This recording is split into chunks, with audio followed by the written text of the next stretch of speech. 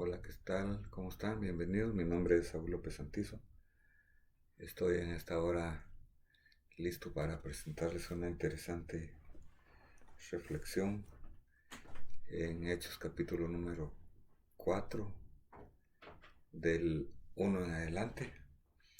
Espero que sea para bendecir la vida espiritual de todos los oyentes, su vida familiar, personal y en cualquier orden de nuestra de todas las áreas de nuestra vida. Voy a leer el capítulo 4 del libro de los Hechos. Mientras ellos hablaban al pueblo, se les echaron encima los sacerdotes, el capitán de la guardia del templo y los saduceos, indignados porque enseñaban al pueblo y anunciaban en Jesús la resurrección de los muertos. Les echaron mano y los pusieron en la cárcel hasta el día siguiente, pues ya era tarde. Pero muchos de los que habían oído el mensaje creyeron, llegando el número de hombres como a 5,000 personas. Entonces tenemos aquí uno de los resultados, que fue la primera persecución que pasó la iglesia naciente, debido al milagro portentoso que se había producido por la sanidad de un cojo que había sido sanado. Había nacido cojo y a los 40 años, Pedro y Juan entran al templo de la Hermosa y le dicen: no tengo plata ni oro, pero lo que tengo te doy. En el nombre de Jesús de Nazaret, levántate y anda. Recordamos que después de esto la multitud se agolpó por la curiosidad del milagro, y Pedro, aprovechando, les da el mensaje de salvación en el nombre de Jesús, el mensaje de arrepentimiento para salvación, presentando a un Cristo resucitado que estaba manifestando aquí su poder, sanando a este hombre. Ya posiblemente eran las últimas horas de la tarde cuando dice que entran las autoridades religiosas, los saduceos, el capitán de la guardia del templo, los sacerdotes, y los apresan en una forma brusca y con sentimientos de enojo y de indignación, porque enseñaban al pueblo en Jesús la resurrección de los muertos. Entre ellos estaban los saduceos. Recordemos que los saduceos eran un grupo religioso que no creía en la resurrección. Ellos no creían en lo eterno, en lo invisible, en el espíritu, y ellos dominaban el Sanedrín, que era el Consejo Supremo de los judíos. Dominaban por intereses personales, intereses religiosos, políticos, y más que todo intereses personales. Y ellos toman presos ahí sí que a los tres, Pedro, Juan y al que había sido sano, y los llevan al lugar aquí donde está la cárcel, porque ya era tarde, y al día siguiente entonces juzgan el caso, que según ellos eran culpables, pues no sabían ni de qué, pero y sucedió al día siguiente. Se reunieron en Jerusalén sus gobernantes, ancianos, escribas, y estaban ahí el sumo sacerdote Anás, Caifás, Juan y Alejandro, y todos los que eran del linaje del sumo sacerdote. Y habiéndolos puesto en medio de ellos, les interrogaban: ¿con qué poder o en qué nombre habéis hecho esto? Entonces se juntan las autoridades religiosas aquí y cumplen lo que dice el Salmo 2. ¿Por qué se amotinan las gentes y los hombres piensan cosas vanas? Se juntaron los reyes, los gobernantes contra el Señor, contra su Cristo. Y aquí se están juntando contra los enviados y contra el mismo Cristo, contra el mismo Dios están oponiendo aquí está la familia de Caifás. Y miremos cuál es la pregunta, ¿con qué poder o en qué nombre hacen esto? Y miremos cómo contesta Pedro. Entonces Pedro dice, lleno del Espíritu Santo les dijo, gobernantes y ancianos del pueblo.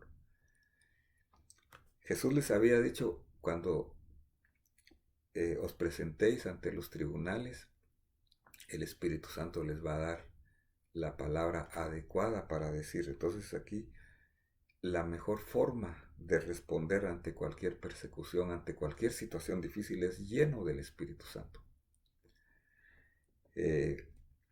Recibiréis poder cuando venga sobre vosotros el Espíritu Santo. Ya tienes tú la llenura del Espíritu Santo, la estás buscando.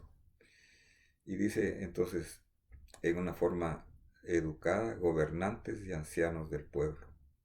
Si se nos está interrogando hoy por la causa del beneficio hecho a un hombre enfermo, de qué manera haya sido sanado. Entonces ellos están usando la lógica aquí, están diciendo, ha sido producido un beneficio a un hombre que estaba enfermo, toda la vida había estado pidiendo limosna y ahora iba a cambiar, iba a estar con sus familiares. Y lo más importante es que tenía la comunión con Dios, tenía vida eterna, tenía la comprobación de un Cristo resucitado que sigue siendo el mismo de ayer, de hoy y por los siglos. Sabed todos vosotros, todo el pueblo de Israel, que en el nombre de Jesucristo el Nazareno, a quien vosotros crucificasteis y a quien Dios resucitó de entre los muertos, por él este hombre se halla aquí sano delante de vosotros. Entonces la respuesta a la pregunta, ¿en qué nombre? Pues es en el nombre de Jesucristo de Nazaret. Jesús quiere decir salvación. Yeshua significa el Señor salva. Es una salvación integral, no solamente de la condenación eterna, sino que también es una vida interior, vida de Dios, y es una salvación integral, es una paz shalom con Dios, con nosotros y con nuestro prójimo. La palabra salvación en griego es soso, que significa también liberación integral de espíritu, alma y cuerpo. Él también es Cristo, Jesucristo, el Mesías, el único indicado por Dios. Él es el Dios, 100% Dios y 100% hombre, que resucitó de entre los muertos, que fue uno de nosotros, el Nazareno, uno como cualquiera de nosotros, pero que tiene el poder para salvarnos. Este Jesús es la piedra angular, desechada por vosotros los constructores, pero que ha venido a ser la piedra angular. La piedra angular entonces es una piedra que los constructores ponían en dos esquinas y era la base de toda la construcción. Nuestra vida también es una construcción. Cualquier construcción espiritual en la iglesia o en la familia o en lo personal o aún en nuestra vida profesional o cualquier cosa, si Jesús es la base, vamos a tener nosotros éxito y es lo único que Dios respalda. Pero esta piedra angular, que es la base de nuestra vida espiritual, la vida de nuestra vida en general, o se rechaza o se acepta. En este caso aún los religiosos la rechazaron aquí, pero Dios la está poniendo como base, como piedra angular. Y en ningún otro hay salvación, porque no hay otro nombre bajo el cielo dado a los hombres en el cual podamos ser salvos. Él dijo, yo soy el camino, la verdad y la vida. Nadie llega al Padre sino por mí. No hay ningún hombre, ningún nombre, por más santo que haya sido, por más moral que haya sido, por más héroe que haya sido, que el Señor le dé la autoridad de salvarnos solamente a través del nombre de Jesús. Él es el único camino al Padre. Y dice aquí, al ver la confianza de Pedro y de Juan, y dándose cuenta que eran hombres sin letras y sin preparación, se maravillaban y reconocían que habían estado con Jesús. Aparentemente entonces ellos eran sin letras, pero habían estado en el discipulado de Jesús, no habían estado en el discipulado con los rabinos en la educación teológica estándar, con los rabinos judíos. Muchos posiblemente estaban ahí en este Sanedrín, en este consejo, pero les reconocían que habían sido discípulos de Jesús. ¿Qué nos hace el ser discípulos de Jesús? Nos hace ser como Jesús en cuanto a nuestra conducta, en cuanto a nuestras palabras y aún en cuanto a los milagros que nosotros podamos ver, porque es en la fe en su nombre. Y viendo a ellos de pie al hombre que había sido sanado, no tenían nada que decir en contra. Aquí está la prueba, está el testimonio de un hombre que había sido sanado, que había sido liberado y que tenía la vida de Dios en su interior. Pero les ordenaron que salieran afuera mientras ellos deliberaban dentro de sí. Y dijeron, ¿qué haremos con estos hombres? Porque el hecho de que un milagro notable ha sido realizado por medio de ellos es evidente a todos los que viven en Jerusalén, y no podemos negarlo. Mas a fin de que no se divulgue más entre el pueblo, amenacémoslos para que no hablen más en este nombre. Cuando los llamaron, les ordenaron que no hablaran ni enseñaran más en el nombre de Jesús.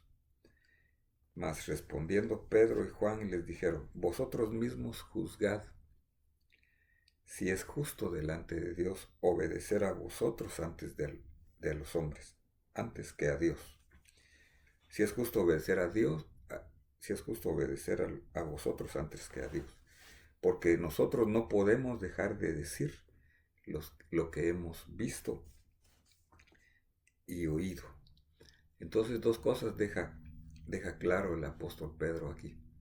En primer lugar, que es necesario obedecer a Dios antes de cualquier autoridad, aunque sea religiosa, pero que se oponga a la obediencia de Dios, que es la autoridad máxima, la escritura, la sola escritura, la sola fe y la sola gracia por el nombre de Jesús, es la que nosotros tenemos que ver solamente en el nombre de Jesús, y solamente tenemos que obedecer a Dios en primer lugar. Y en segundo lugar, ellos tenían un compromiso en su interior de ser testigos en el nombre, de ser testigos de Jesús. No podemos dejar de decir lo que hemos visto y oído. Eso es lo que hace un testigo, decir lo que ha visto y oído. Ellos estaban transmitiendo no un conocimiento teórico, sino una experiencia.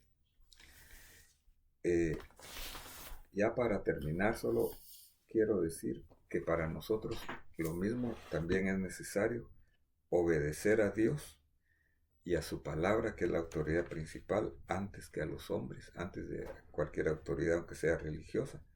Debemos de tener fe en el nombre de Jesús, quien es el que nos da liberación y salvación integral, nos salva del pecado, de la enfermedad y de todo mal. Te invito a que pongas tu fe y tu confianza en Jesús, en su nombre. Contra todo lo contrario, orar con fe en el nombre de Jesús y hablarle con fe también en el nombre de Jesús a cualquier mal.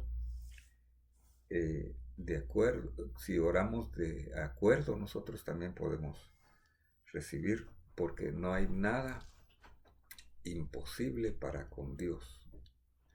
Que Dios te bendiga y te guarde en este momento. Esperamos que esta reflexión sea de bendición, que tú la puedas compartir, que puedas ver los otros videos.